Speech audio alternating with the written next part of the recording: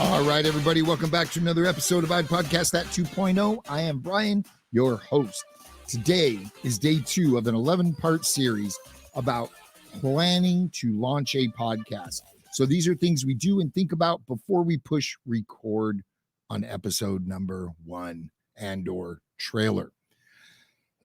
Today, we are talking about social media planning, and this is going to be a high-level overview. We use a tool called Airtable, as you heard yesterday. If you want me to share this base with you, I'm more than happy to, and or there's tons of templates for content creation and management within Airtable, which is a free tool. We use it extensively here at Sitch Radio. I encourage you to as well. So today we are talking about social media planning, and we use a base in Airtable. So if we need to create a Facebook page, we don't log into Facebook. We plan our social media content out ahead of time to promote an episode. With that having been said, what platforms are you going to promote your show on? Where does your audience live? If you're in the C-suite, if you're doing high-level accounting and finance, Facebook isn't a place for you. LinkedIn might be a great place for you. So beforehand, think about who your audience is and where they live when it comes to social media. Those are the platforms you want to concentrate and focus on. Okay. I treat YouTube as not a social media platform, but a distribution vehicle for video content and audio with an image converted into a video to get my show out there. However, there's a social aspect to YouTube. So if you intend to put content on YouTube, you need to remember to go to those comments, reply to people, engage with your audience. It's only going to help your show grow bigger, faster, stronger. So platforms, we're going to stick with Facebook, Instagram, Twitter, TikTok. If we're talking about those, what assets can we pull to create content for those platforms to A, engage with our audience there solely, and or B, try to drive them into a funnel, whether it be subscribing to your show, give me your email address, download this free, whatever. So you can write these posts out. You can create the art for each post in the appropriate size for that platform. We have Photoshop templates here. If I'm going to create a piece of art for this show, I go to this show folder, I go to art, I go to social, I can open up Facebook, Instagram, Twitter, LinkedIn, artwork, templates. My logos are already there. It's sized appropriately for that platform.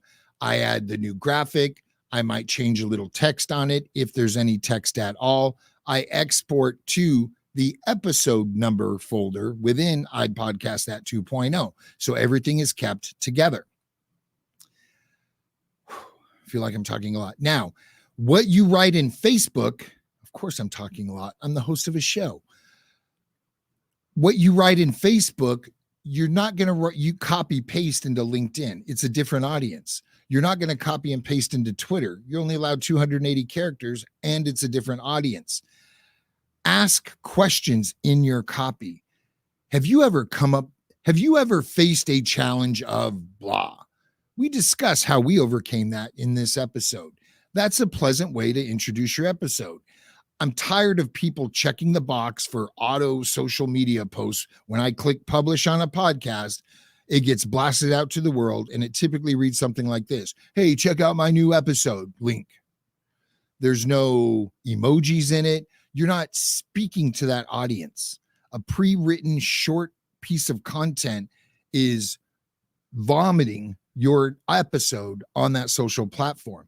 We want to speak to the audience. Now, in a 30-minute episode, you should be able to pull easily 20 plus pieces of content. Just think, if you pulled 50 pieces of content, that's 10 posts per day across multiple platforms. Talk about social media content to get your social pages growing. You're giving a lot. You're going to see your followers increase. You're going to see engagement increase. You're going to see your likes increase, unless people don't like you. So that's number one. We're growing our social presence. But number two, we're doing it in a way promoting an episode. Now, this shouldn't be your only social post. Now, social posts that are done on the fly. I'm out walking. Oh, beautiful sunset. Boop. Hey guys, just sharing this. That's cool. Do it on the fly. When you get back, put it on your log so you know what was said, what date, what time, what graphic, and you have a complete piece of accounting for every single social post. And this is why you're going to take 2-week hiatus, because you're going to Honolulu. You're not going to produce content for 2 weeks. Well, you can go back in your social media post and repurpose some of it, post it again, promoting that episode from 10 months ago, 10 weeks ago, 10 days ago. So now your social following is still getting content daily, even though you're not producing a show. You're still going to see downloads happening because someone will write, oh, I missed that. Oh, this was really cool. Let me share it. So you're still engaging with your audience. They're sharing it with their audience. They're discovering your show. You're going to gain new subscribers and followers while you're on vacation in Honolulu because you just repurposed what was already there. And you don't have to scroll back through your feed looking for a good post. You open up this one base on Airtable and all your stuff's there. So yes, it's the workflow is a little time intensive. However, we do it for a reason. We have complete accountability of everything we did. Say Facebook boots you. You still have all your posts. Maybe you're going to be like, well, let me jump over to Parler. Now you can start reposting this old content on Parler because you have it. You're not copying and pasting from Facebook. You're copying and pasting it from your base on Airtable. You're not scrolling through Facebook looking for something to post on Parler. You're opening up your Airtable and you're just pushing it onto a different platform.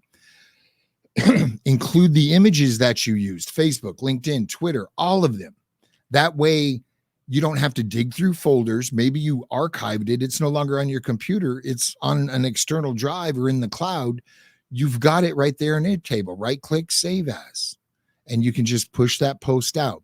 So if you set yourself up for success in the beginning and you utilize this tool each and every time you make a social post, the value in it is in the future when you need something and or accountability of what you've done.